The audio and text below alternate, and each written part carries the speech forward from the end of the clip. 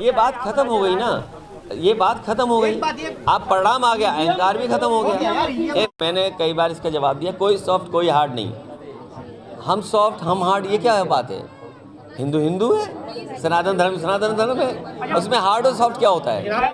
हम लोग निराश नहीं हैं और राजनीति में, लोकतंत्र में इस तरह के परिणाम आते हैं।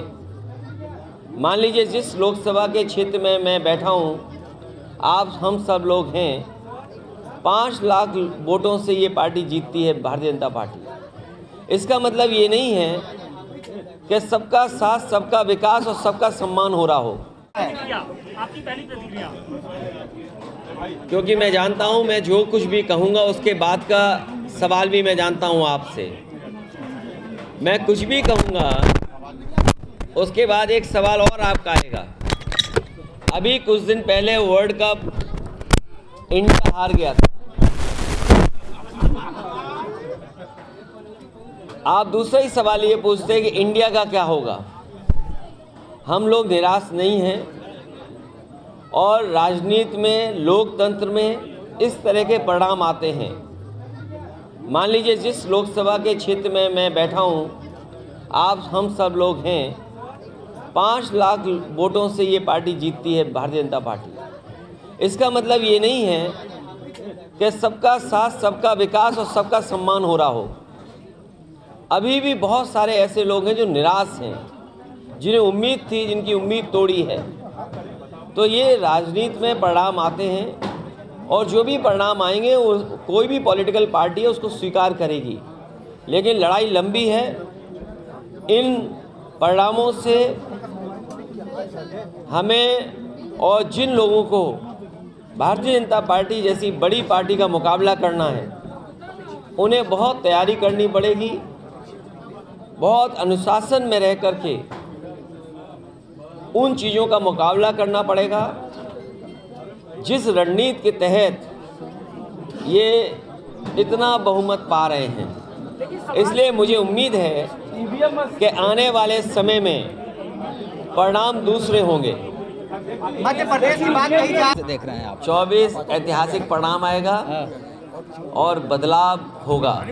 इसीलिए मैंने कहा कि किसान की आय दोगुनी नहीं हुई, आपकी महंगाई बढ़ गई, चरम सीमा पर है, और घर घर बैठा बेरोजगार, यही रास्ता निकालेगा लोकतंत्र में। जातियों में बांटने की कोशिश हुई, ऐसा प्रधानमंत्री कह रहे हैं कि इस चुनाव में मैं बहुत सीधा ये कहना चाहता हूँ कि जिस समय मंडल कमीशन का गठन हुआ है और जो लोग ये बात कहते हैं कि हम विपक्ष के लोग जातीय जनगणना मांग करके या जातियों की बात करके या पीडीए की बात करके जातियों में नहीं बांट रहे हैं। जिस समय ये बात हुई कि आरक्षण की व्यवस्था कैसे लागू हो, तो जो लोग गरीबी नहीं समझ पा रहे हैं, बहुत सीधी सी बात है, जो लोग गरीबी नहीं समझ रहे हैं उन्हें मंडल कमीशन की प्रस्तावना पढ़नी चाहिए। और जिस समय वो प्रस्तावना पढ़ लेंगे उसके बाद जाति में बांटने की बात नहीं कहेंगे, क्योंकि उस प्रस्तावना में मंडल कमीशन ने तमाम पहलुओं को देख करके ये माना कि जाति के आधार पर लोग गरीब हैं, इसलिए जाति के आधार पर आरक्षण होना चाहिए।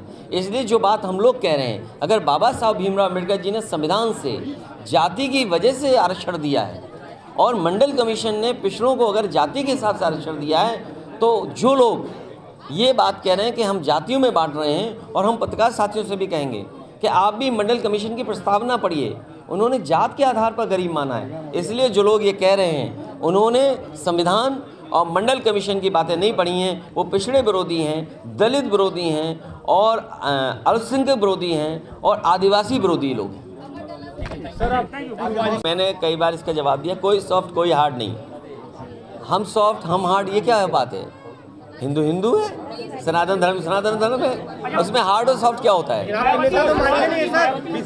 मैंने अब बात आगे मत बढ़ाओ। रास्ता बहुत टफ हो गया। नहीं क्या टफ है? अरे टफ ही नहीं है, घर घर बेरोजगार मांग रहा रोजगार, क्या टफ है?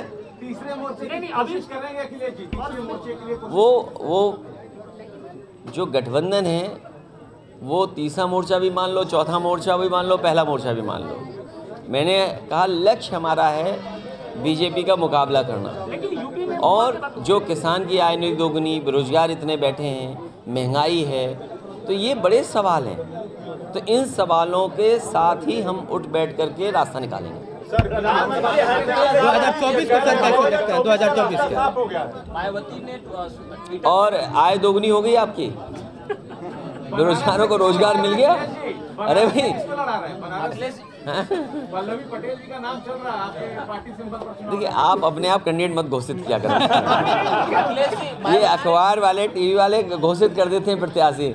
अगर आप में से किसी का मन हो तो हमें चुपचाप पर्ची दे देना। मायावती ने ट्विटर पे शेयर किया है कि ये जीत शंका पैदा अब ट्विटर नहीं है, बदल गया नाम। हाँ, बदल गया नाम। उसमें एक रिटेन में दाखिल किया हुआ है कि ये जो जीत है वो शंका पैदा करती है, एक तरफा जीत। कोई बात नहीं, अब इससे हम जवाब नहीं देंगे। सर, विधानसभा सत्र में आपने जाति जनगणना का पुरजोर आवाज उठाया, क्या आने वाले लोकसभा में आपका ये देखिए, और मैंने तर्क भी दिया।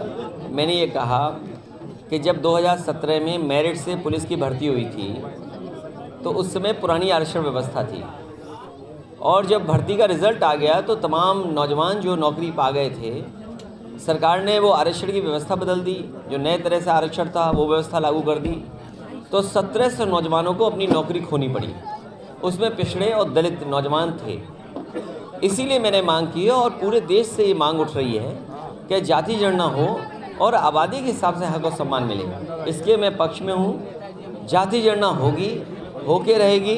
समय ज़रूर है, लग सकता है, लेकिन देश की बड़े पैमाने पे आबादी ये चाहती है कि जाति जनगणना हो।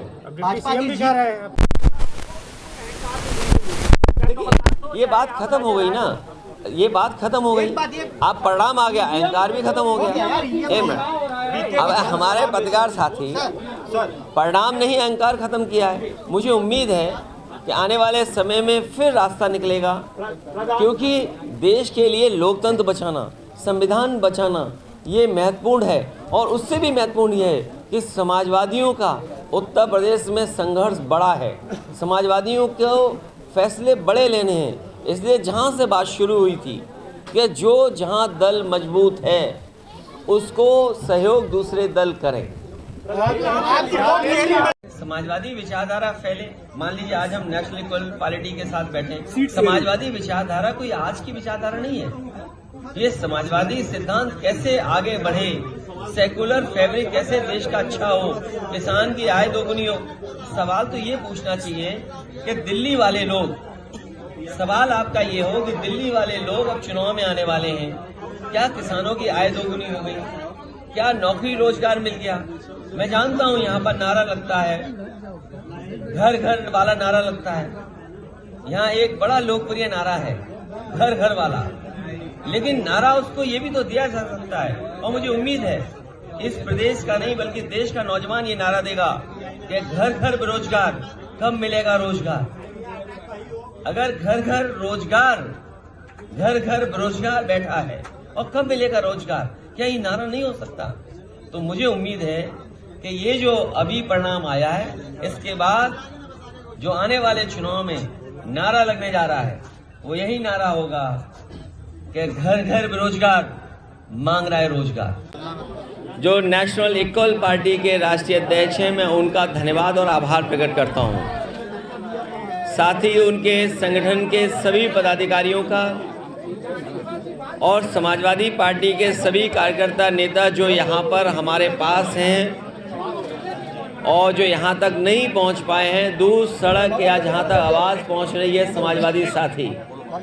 मैं सबसे पहले नेशनल इक्वल पार्टी के शशि प्रताप सिंह जी को और उनके सहयोगी साथियों को बहुत बहुत बधाई और मुबारकबाद देना चाहता हूँ कि एक नया दल, नया संगठन लोगों को जोड़ने के लिए और जिन परिस्थितियों में आज देश की राजनीति जा रही है, उस राजनीति को मैं मुकाबला करने के लिए, उन ताकतों का मुकाबला करने के लिए बाबा साहब भीमराव अंबेडकर जी, जिन्होंने हमें संविधान दिया, जिसके तहत आम लोगों को हक और सम्मान मिला, अधिकार मिले, उनको बचाने के लिए नेताजी ने जो रास्ता दिखाया, उस रास्ते पर चल कर के बाबा साहब भीमराव अम्बेडकर जी के सपने और डॉक्टर राम मनोहर लोहिया के सपनों को पूरा करने के लिए, और जैसा कि नाम में ही है नेशनल इक्वल पार्टी, तो अगर जो सबको बराबरी की बात करे,